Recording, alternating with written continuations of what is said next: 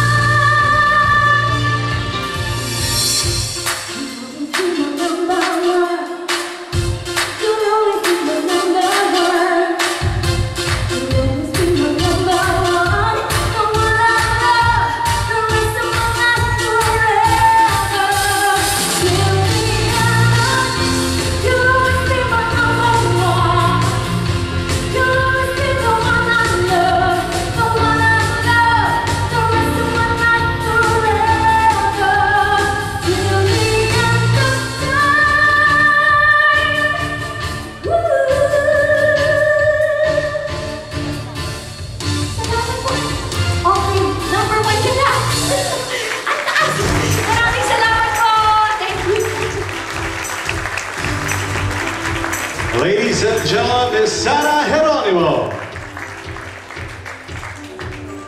And now, ladies and gentlemen, may we call back on stage Mr. Tan Bationg, Mr. Minya.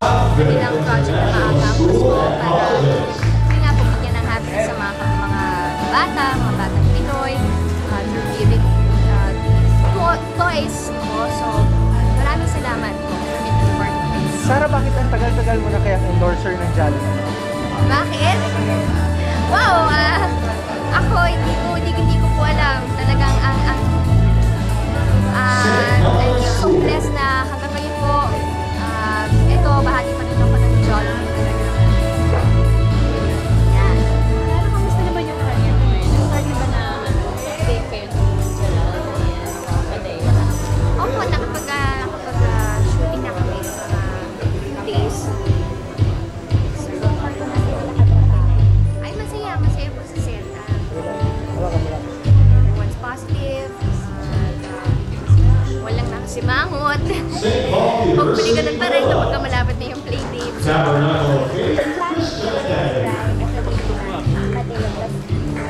Ay, pareho silang mga gentleman sila. Kamusta ba na pakikipagtrabaho sa Madeira? Ha? Crush ka ni Madeira, di ba? Kamusta na makapag-work sa kanya? Ay, masaya. Parang nga kami magkakapagdil talaga dun sa set eh. Iba, nagkagaanan kami ng loob kaagad. Kahit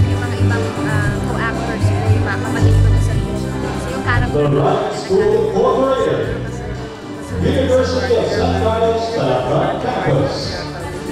University of Santo Tomas.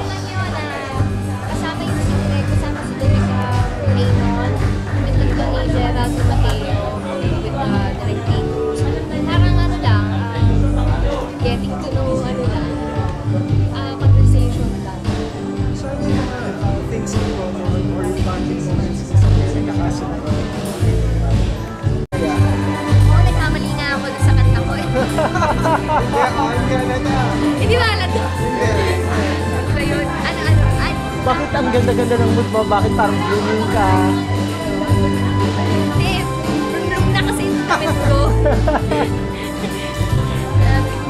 Nasuot ni Mami. Hindi, ako masaya naman po ako talaga. At this point, ladies and gentlemen, we would like to honor our top 3 partner schools, which collected the most number of toys. Third place goes to Creative Middle School from Las Piñas, which collected 6,007 toys and books. Artist, singer, performer, ganyan. At ayun, gusto ko rin na maayos din yung studies ko kasi ang hirap talaga magsabayin. Ang hirap kapag sobrang ka-focus sa isang bagay eh. Yun, yung balance lang. At mga priorities. And first place goes to the school that was also one of the top 3 schools cited in 2009 and has collected 8,247 toys and books for this year. Please come up on stage, Colegio de San Agustin. Ito ko, maganda lang yung gawin mo sa ABS Events House. Grabe naman yung kanila talaga magbibigay na break or suporta mula nung napasok ko dito sa stasyon. Pero Sarah, bukas ka ba na lumipat sa ibang istasyon? Gusto niyo po ba? Sabay po ba kayo? Kapatid yun. Kapatid, kapamilya. Congratulations once again to all our partner schools. Pero, We also have Sarah, pabor ka ba na sa mga panwala na pag buong February, yung PM Stars lang daw yung pwedeng mag-concert, tapos, Higher tax rate. We begin with Ani, the Professional Housekeepers Incorporated. pabor ka ba doon na iba? Mag-February. Oo, wag muna papasukin ng mga foreign acts kapag February since matataas ang ticket sales. Or maganda rin na may foreign acts tayo kahit February. Wow!